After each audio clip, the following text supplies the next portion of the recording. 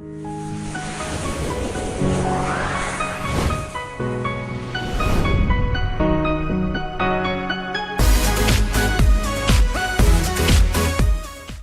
बहुत बहुत स्वागत है आपका मेरे चैनल मिस्टिक में। आशा करता हूँ आप सब मज़े में होंगे। दोस्तों, बहुत सारे साधु संत महात्माओं को हम देखते हैं, वो कभी न कभी कुछ ऐसा चमत्कार दिखलाते हैं जिसे देख के हम दंग रह जाते हैं। हमारे सेंसेस उस बात को मानने के लिए तैयार नहीं होता है।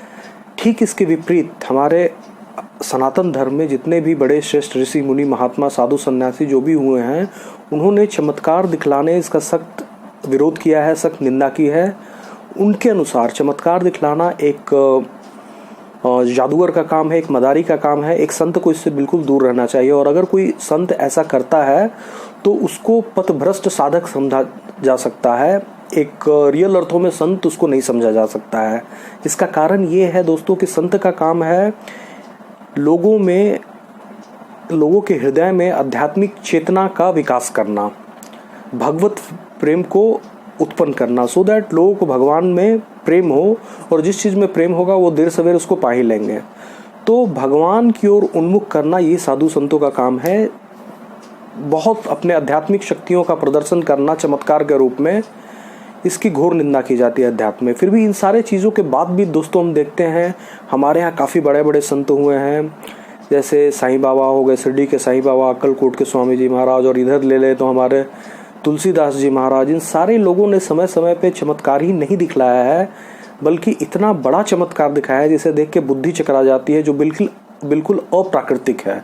फॉर इंस्टेंस, इन्होंने डेड बॉडी में, मुर्दे में को पुनः जीवन दान दिया है, जो कि बिल्कुल ही पॉसिबल नहीं है, किसी के लिए भी नहीं पॉसिबल है, लेकिन ऐसा उन्होंने करके दिखलाया है।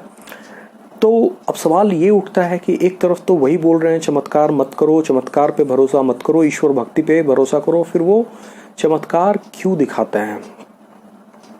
इसका आंसर बहुत छोटा और सिंपल है मित्रों। बात ऐसा है, हमारा जो मानव मस्तिष्क है वो जिस चीज़ को देखता है, पहली बात उस पर विश्वास करता है, और जिन चीज़ों का गुण प्रकट होता है और जिन चीज़ों का अवगुण प्रकट होता है, उसको दिमाग दो हिस्सों में अपने पास रखता है। अगर मैं आपके सामने कहूँ रसगुल्ला, तो आपके दिमाग में क्या आएगा? एक बहुत ही मीठा, बहुत ही स्वादिष्ट मिठाई। लाइकवाइज कोई ऐसा चीज़ का नाम लिया जाए जिसे सुन के आपको अभी वॉमिटिंग हो सकता है। तो दिमाग का एक अपना प्रोसेस करने का तरीका है, अच्छे चीज़ों को कैसे प्रोसेस करता है, शक्तिशाली। फॉर इंस्टेंस मैं बोलता हूँ टाइगर, तो आपके दिमाग में एक बहुत ही शक्तिशाली और जंगल का जीव का चित्रण आपके दिमाग में उभरेगा।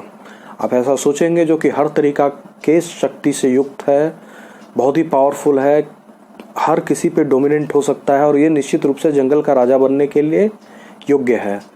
ठीक इसके विपरीत आप चूहा का नाम लेंगे तो आपके दिमाग में आएगा, ठीक है, एक क्यूट सा इनोसेंट जीव है, काफ़ी डरपोक है, उसको अक्सर लोग अपना आहार बना लेते हैं। लाइकवाइज चीज़ों को देखना और उसके प्रॉपर्टीज़ को देखने के अनुसार हमारे दिमाग में उसके बारे में ओपिनियन फॉर्म हो जाता है, और अगर हम उन चीज़ों को बार बार देखते हैं तो वो एक बिलीफ बन जाता है, बिल्कुल रीइंफोर्स हो जाता है, और तब उसके बारे में कोई डाउट हमारे मन में नहीं रहता है।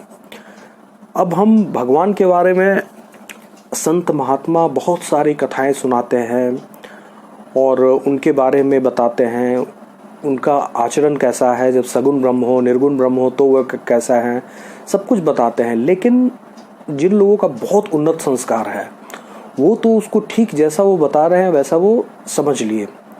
जैसे कि एक बालू में अगर आप पानी ऊपर से बारिश होगी तो तुरंत ही उसको सोख लेगा।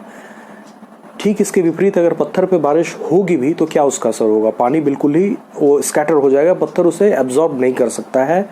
ठीक यही बात है, एक व्यक्ति जिसने जन्मों जन्म से साधना की है, जिसका संस्कार काफ़ी उन्नत है, उसको संत ने, साधु संत महात्मा कहीं से भी कोई भी आध्यात्मिक उपदेश मिला, तुरंत ही इसके चित्त में हमेशा के लिए वो बैठ जाता है।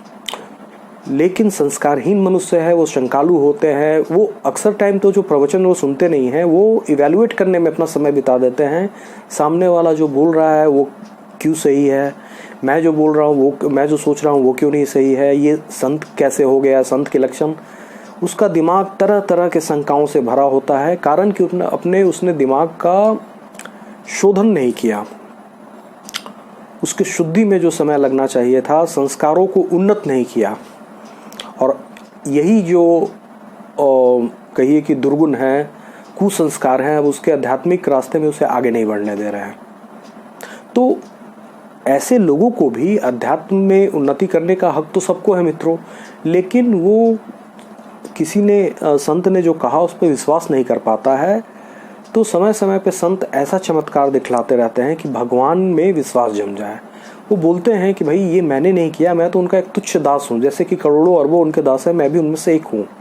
उन्होंने मुझे कुछ शक्ति दी है जो कि टुकड़ा है, उनके शक्ति का बहुत छोटा टुकड़ा है, वो तो इनफाइनाइट पावर के सोर्स है। तो उस व्यक्ति के चित्त में अचानक एक कहिए कि उसको आभास होता है कि ओ माय गॉड, जो सामने बैठा व्यक्ति है वो उसने ऐसा कृत्य किया जिसको देख के विश्वास नहीं होता है कोई आदमी ऐसा कर सकता है, तो फिर जिसको वो अपना मास्टर बोल रहा है वो क्या क्या नहीं कर सकता है। तो इस तरीका से उनका आध्यात्मिक उन्नति होता है।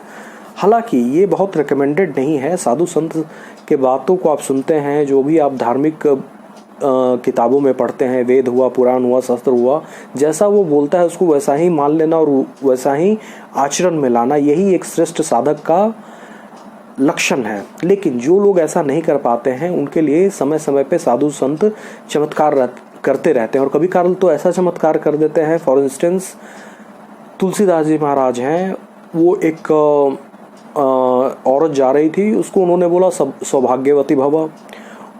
उस औरत ने प्रणाम किया, उसने तुलसीदास जी महाराज ने उसे आशीर्वाद दिया, सौभाग्यवती भव।